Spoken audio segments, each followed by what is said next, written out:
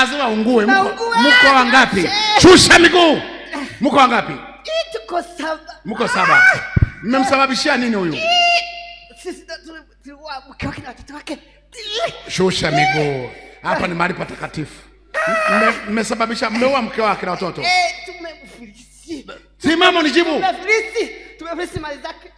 Ujamaa na akili hata hamuoni. Tumefunga. Aliyesababisha kazi iharibike ni nani? Bibi. Kwa nini mnamrejea kazi? Bibi alistahabi. Ana gari nzuri. Akona gari gani? Ana gari nzuri Alia. Mke wake na Alia na wewe na Alia wote hatutaki. Kwa hiyo gari zote zilisha, manyumba yakaisha ni nyinyi. Tumesambaratisha maisha yake yote, tumevuga kila kitu, tumesambaratisha. Na viatu vyake viko wapi? Viatu vyake viko da. Viko da. Kwa nini mnamtesa hivi? Tumevifunga, watu wakimtafuta kwenye email hawampati. Makofi. Hawampati. Wana wa Mungu mbarikiwe. Unasema kumwambia haya yote ni spiritual. Unasema mtu anasema God, mbona sipati kwenda, nataka kuagiza gari, mbona nakutafuta kila siku? Unasema mimi mbona simu iko hewani, mnaanza kugombana bure. Hawa watu wanaanza kablock yote ile. Na kama hata kwenye email hawampati. Tumefunga. Kwenye hii haupati. Wewe unakuwa unahangaika. Kwa nini mnamtesa hivyo? Tumefunga. Tumefunga na wazungu wake na akili sana, wazungu wanampenda. Hebu niambie, kwa nini baba na mama zake na nani walienda wapi? Wanaliwaua au mlijua? Kwa nini mlifanya hivyo? Tuliwaua, yani alikuwa mtoto kwanza ni lango na yani. Umesema kumwambia walijua atakuwa nani? Walijua atakuja kuwa mtu mkubwa sana. Alikuwa mtu mkubwa sana. Sana. Unachokwambia? Sana. Alianzisha kituo cha watoto yatima. Wazungu tumewavuruga wote. Tumewafunga hata kama tu kwenye email. Mamkamati. Kwa nini mmemrusha aje kanisa? Na kati kanisa huwa mlipenda. Mnazuia watu wasije kanisa hili. Kwa nini huyu amewachengaje kuja hapa? Tulikuwa tutaki muda mrefu sana, tutaki wakitafuta hatutaki hapa. Subiri jibu bwana. Kwa nini mtaki watu waje kanisa hili? Pengine mnawaruhusu lakini hapa hamruhusu. Kwa nini? Wakija kuna moto kwanza. Kuna moto. Yesu oye. Oye. Sasa kuanzia leo kuna moto. Huo moto na utuma kwenye vyeti vyake, na utuma kwenye ajira yake, na namrudisha kazini na atapata tenda zake. Haya, achia mashaka. Fire that name. Out. In the name of Jesus. Out. Kwa jina la Yesu. Baba, ulimrudishia Ayubu.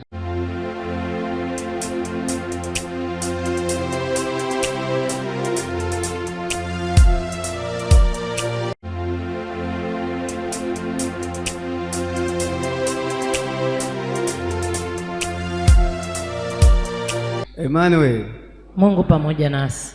Kwa majina naitwa Frankie Mole. Natokea Arusha. Hapa niko Busweru. Nimefika Busweru. Hapa nimeelekezwa na dada yangu anaitwa Janet. Tangu mwaka jana, ilikuwa mwezi wa 10. Ndio. Nilikuwa yani tangu napata ajali sijawahi kutaka kwenda kanisani tena. Ni miaka kama 5 imepita. Baada ya kufika hapa Mwanza aliniambia hivi, mimi nimekuita uje ukutane na mtume wa Mungu. Najua Dar es Salaam umeenda sehemu nyingi sana, una watumishi wa Mungu wengi sana. Mimi hata napokuita hapa Mwanza, sikupeleke naposali, utakutana na mtume wa Mungu, mtu wa Mungu. Nadhani ndo njia yako ya kumuvu tena. Emmanuel, watu wa Mungu, naomba mnisikize kwa makini ili mjue Mungu ni kwenye maisha ya mwanadamu ni kila kitu. Maisha yangu mimi unavyoniona mimi, tangu nazaliwa sijawahi kuona mama au baba. Nimezaliwa kama jinsi mtoto anavyozaliwa. Mama alikuwa anaenda kujifungua, mimi alifarikia leba.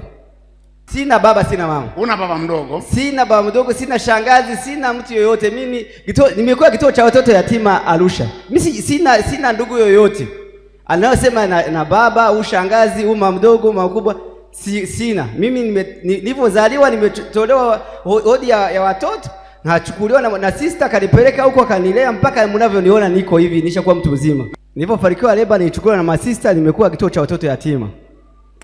Nimebahatika kusoma wamenisomesha, nimesoma mpaka chuo kikuu, nimesoma mimi SUA Morogoro, nimesoma chuo kikuu cha Sokoine Morogoro.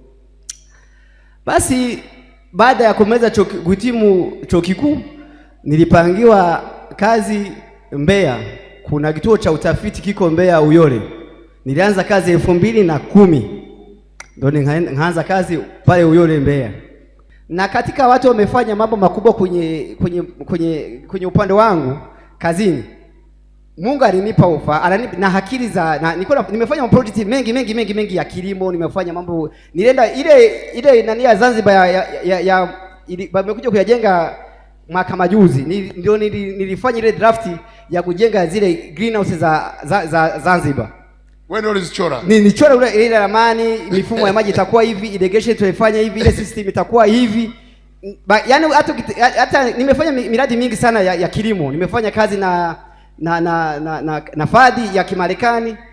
Nikachora ule mchoro wa mifumo ya maji, jinsi greenhouse itavyokuwa, tutaandaa shamba itakuwa hivi. Yaani mimi Mungu alikuwa amenipa neema kubwa sana. Na nje katika watu wamepata neema ya kutembea kwenda Israeli wanapopigana leo. Mimi nimeenda mara nyingi sana. Kwa sababu ukiwa mwaka wa mwisho, serikali inakupeleka kufanya research Israeli, kwa sababu Israeli ni jangwa, ina wataalamu wa kilimo duniani kuliko nchi zingine zote. Umeenda kama mara ngapi Israeli? Nimeenda mara 2 Afrika Kusini, nimeenda mara 2. Nilikuwa nafanya research. Nataka niwarudishe kwa nyuma. Nilitoka Dar es Salaam akiwa naenda Lindi. Watu waliopita barabara ya Lindi, ukivuka daraja la Mkapa, kuna sehemu moja inaitwa Ikwiriri, ukishavuka daraja la Mkapa, hiyo Ikwiriri, niliwahi kusafiri na basi. Ile basi ikaacha barabara ikapinduka. Walikuwa nimekaa nao huko na huko, wote walifariki. Natoka pale nimechanika hapa kwenye bega, kuna cover hapa.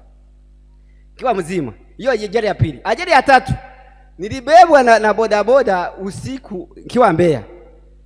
Tulipofika sehemu hana mwambia, naona kama kuna gari imesimama, kulikuwa giza, kwenye giza. Ule bodaboda akasema hamna kitu. Tukafika pale tukakonga kitu tujakiona kabisa. Ule jamaa alikuwa amenibeba akaondoka, mimi ngabaki.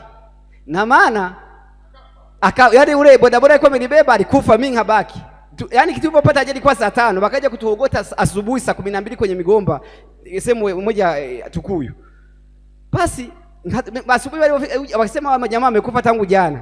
Mimi wakaja wakaniogota wakapeleka hospitalini, nilikuwa nimeumia kiasi hapa, na jina lilitoka hapa na hapa kwenye jicho. Kwenye ajali nimekutana na ajali nzito 3 za maana. Watu niko nao wote wanakufa, mimi nabaki. Mimi ni nani? Mimi si chochote. Mungu nadhani anataka kujitwalia utukufu juu ya maisha yangu.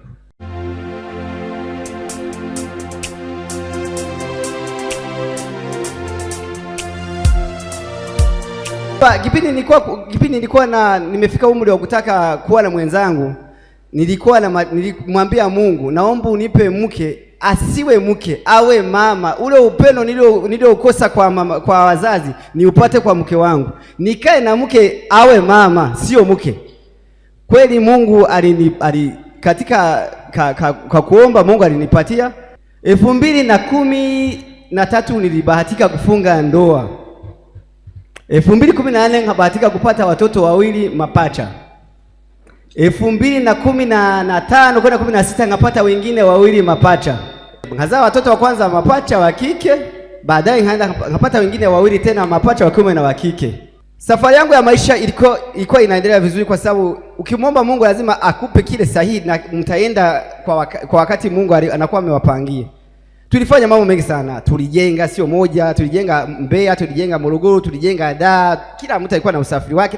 Tulikuwa tuna maproject mengi sana tunayafanya na mwenzangu. 2021 kukawa kumetokea harusi Dar es Salaam ya rafiki yangu. Nilikuwa nimesoma naye ndani SUA.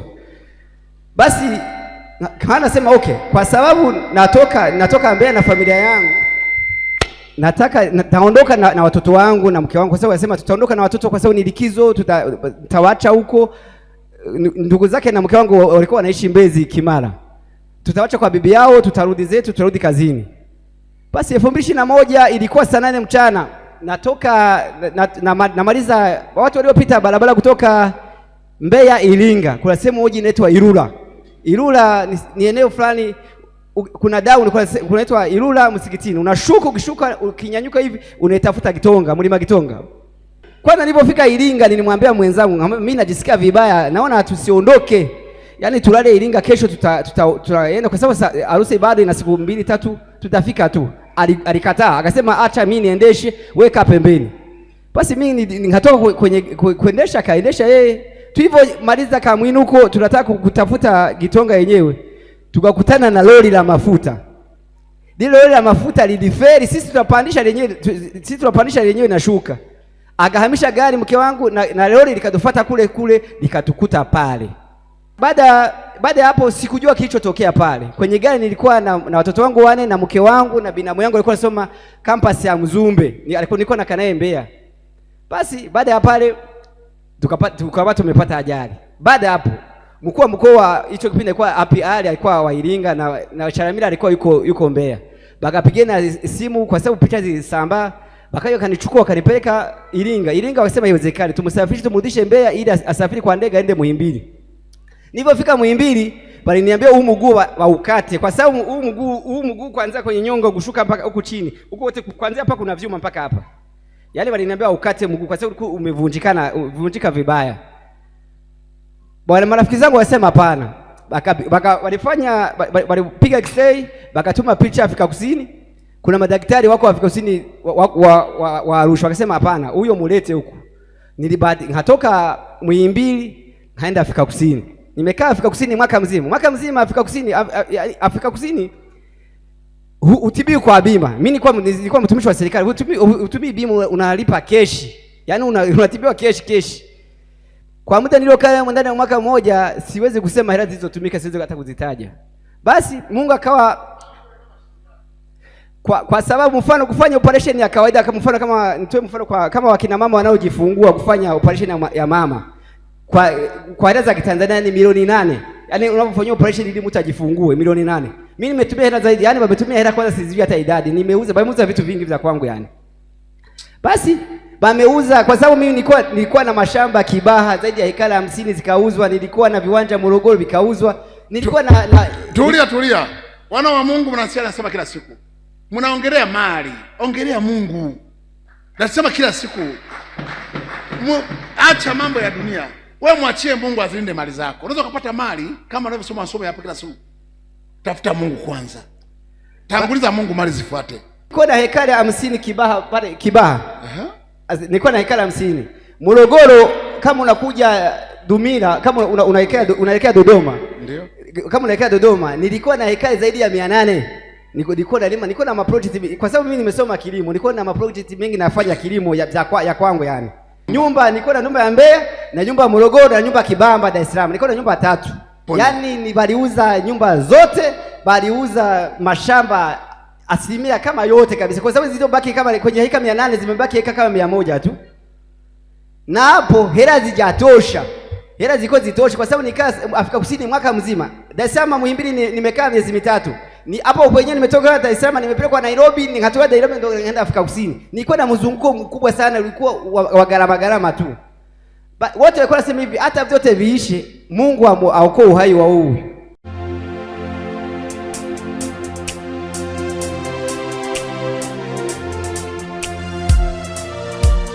Basi baada ya hapo nilipokuwa nimerudi sasa hapa nchini. Nilipofika walinipokea airport. Hauliza, hivi kweli Neema leo hawezi kuja na watoto wangu kuja kuniona? Hivi Neema yuko wapi? Hawana uliza mke wangu anaikuwa anaitwa Neema. Wakaanza kulia wa mama. Hakilini haona huyu hawa watu wapo. Kasema watoto wenyewe kwa nini mjaja hata na mtoto hata mmoja? Jamani, nimekaa zaidi ya mwaka sionekani.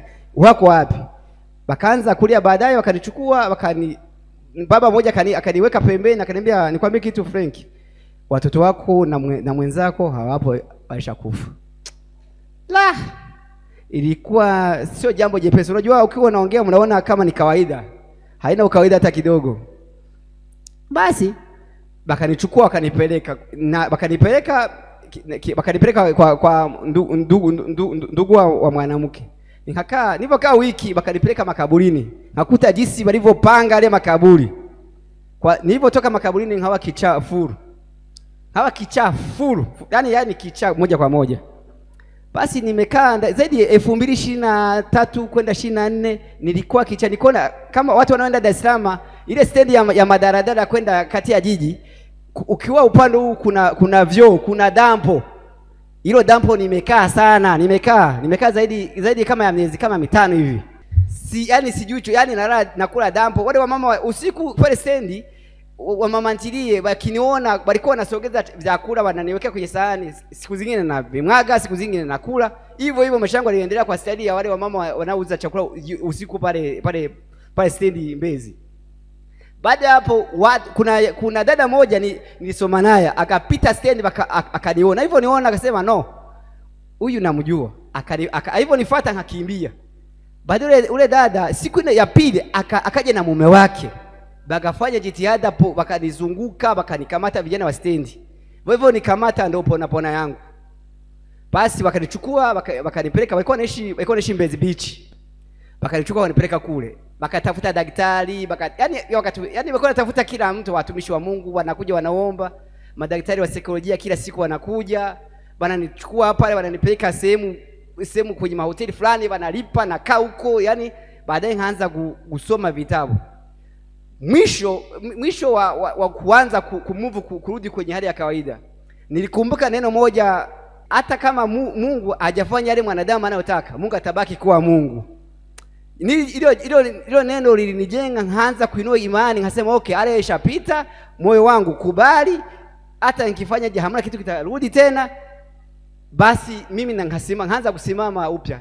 Ule ukichaa ukaisha. Sio kusema madaktari walifanya kazi sana, nilipokubali, moyo wangu ulivyokubali kama ilishatokea, hamna lingine tena, lazima ni move tena nisonge mbele. Maisha yangu kama amerudi tena kama zamani, harudi tena kwenye hali ya kawaida. Baada ya mambo yote kuisha, baada ya jeni na nini, niliporudi nilirudishwa kazini. Nikiingia ofisini nilikuwa nakimbia tu.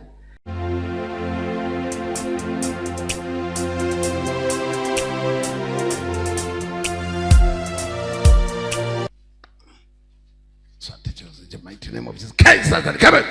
Fire! Achia maisha yake. Fire! Achia degree yake. Achia. In the name of Jesus. Come out of the name. Fire! In the name of Jesus. Achia jota yake. Come out of the name. Fire in the name. Macho. Fire in the name. In the name of Jesus. Fire! Achia degree yake. Achia. In the name of Jesus. Come out of the name. Fire! In the name of Jesus. Achia jota yake. Come out of the name. Fire! Achia degree yake. Achia. In the name of Jesus. Come out of the name. Fire! In the name of Jesus. Achia jota yake. Come out of the name. Fire in the name. Achia.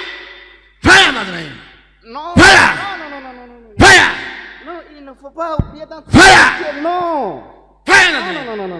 Moto kila sehemu. No. Fire. Msimamishe.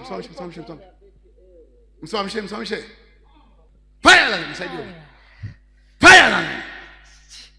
Fire lazima. Fire lazima msaidie. Fire lazima. Fire lazima. Fire lazima msaidie. Fire lazima. Fire lazima. Fire lazima. Achia vyeti vyake, achia masters yake, achia degree yake, achia nafasi yake kwa jina la Yesu. Achia kiti. Fire. I am silent. Mko wangapi? Wewe ni nani? Jibu, wewe ni nani? Kwa jina la Yesu. Fire. Fire ndani. Fire. Moto kila sehemu. Tunaondoka. Hakuna kuondoka. Hakuna kuondoka. Tunaondoka. Mmejificha kwa sehemu nyingi hapa mmefika. Hakuna kutoka. Naungua jamani. Lazima ungue. Mko wangapi? Shusha miguu. Mko wangapi? Tuko 7. Mko 7. Mmemsababishia nini huyu? Sisi tulikuwa mke wake na watoto wake. Shusha miguu. Hapa ni mahali patakatifu. Mmesababisha, mmeua mke wake na watoto. Tumemfilisi. Simama nijibu. Tumefilisi mali zake. Ujamaa na akili hata hamuoni. Tumefunga. Aliyesababisha kazi iharibike ni nani? Bibi. Kwa nini mnamrejea kazi? Bibi alisahabi. ana gari nzuri. Akona gari gani? Ana gari nzuri Alia. Mke wake na Alia na wewe na Alia wote hatutaki. Kwa hiyo gari zote zilisha, manyumba yakaisha ni nyinyi. Tumesambaratisha maisha yake yote, tumevuga kila kitu, tumesambaratisha. Na vyeti vyake viko wapi? Vyeti vyake viko da. Viko da. Kwa nini mnamtesa hivi? Tumevifunga, watu wakimtafuta kwenye email hawampati. Makofi. Hawampati. Wana wa Mungu mbarikiwe. Unasema mwambia haya yote ni spiritual. Unasema mtu anasema Godie, mbona sikupati kwenda, nataka kuagiza gari, mbona nakutafuta kila siku? Unasema mimi mbona simu iko hewani, mnaanza kugombana bure. Hawa watu wanaanza kablock yote ile. Na kama hata kwenye email hawampati. Tumefunga. Kwenye hii haupati. Wewe unakuwa unahangaika. Kwa nini mnamtesa hivyo? Ya tumefunga. Tumefunga na wazungu wake, na akili sana wazungu wanampenda. Hebu niambie, kwa nini baba na mama zake na nani walienda wapi? Wanali waua au mlijua? Kwa nini mlifanya hivyo? Tuliwaua, yani alikuwa mtoto kwanza ni lango na yani. Umesema mwambia walijua atakuwa nani? Walijua atakuja kuwa mtu mkubwa sana. Alikuwa mtu mkubwa sana. Sana. Unachoambia? Sana. Alianzisha kituo cha watoto yatima. Wazungu tumewavuruga wote. Tumewafunga hata kama tu kwenye email. Hamkamati. Kwa nini mmemrusha aje kanisa? Na kati kanisa huwa mlipendi. Mnazuia watu wasije kanisa hili. Kwa nini huyu amewachengaje kuja hapa? Tulikuwa tutaki muda mrefu sana, tutaki wakitafuta tutaki hapa. Subiri jibu bwana. Kwa nini mtaki watu waje kanisa hili? Pengine mnawaruhusu lakini hapa hamruhusu. Kwa nini? Wakija kuna moto kwanza. Kuna moto. Yesu oye. Oye. Sasa kuanzia leo kuna moto. Huo moto na utuma kwenye vyeti vyake, na utuma kwenye ajira yake, na namrudisha kazini na atapata tenda zake. Haya, achia mashaka. Fire the name. Out. The name of Jesus. Out. Kwa jina la Yesu. Baba, ulimrudishia Ayubu, mrudishe na mwanangu. Ulimrudishia mara mbili, mrudishie mara mbili. Hata mimi uliniambia na kurudishia kila kitu mara mbili baada ya kutii na kunyenyekea. Baba, naomba umrudishie mwanangu ufahamu wake, degree zake, masters zake, PhD zake na ajira zake kwa jina la Yesu wa Nazareti. Shangilie Mungu aliye hai. Mpe Mungu sifa na utukufu. Wanajua waangalia jasho linavyomtoka. Waangalie, maana kwamba Mungu wetu ni moto ulao. Amina. Na ni Mungu mwenye wivu. Bwana, sema asante Yesu. Asante Yesu. Kwani nini? Imetokea nini hapa? Sijui. Na? Sijui chochote. Hujui chochote? Hapana. Mbona ulikuwa umelala hapo chini? Sijui nimefikaje. Sijui umelala hapo chini. Sijui nimefikaje baba. Mbona sasa unatoka jasho, unatoka nini? Baba, sijui chochote. Kwani unajisikia nini sasa hizi? Hebu sikilize. Mwepesi. Huu mguu ulikuwa asubuhi chuma kilikuwa kinaniuma. Sasa hivi sisikii. Mguu ulikuwa na siku kadhaa kama chuma kama kimefyatuka tena. Sasa hivi sisikii mambo. Mshangilie Mungu aliye hai. Hebu angalie. Fanya hivi. Hebu tena ngojeshe, subiri. Kagua tena. Mpe Mungu sifa na utukufu. Asante Yesu, asante Yesu, asante Yesu. Asante Yesu. Mwanangu, shetani anajua unaenda wapi. Always shetani ataki ambapo Mungu amewekeza. Kwa hiyo ndio ulisema ulishahubiriwa mwaka mmoja, si unasema mimi ni dini, mimi nishaacha kazi na nini, lakini ndugu zangu tafuteni Mungu, bado Mungu anatuhitaji. Amina. Hebu tafakari saa hizi. Unajisikia nini? Yaani nafili, I'm happy. Na? Nina furaha kabisa. Yaani nasikia kama kuna mzigo nimetua. Sema asante. Haya bwana Mwalele.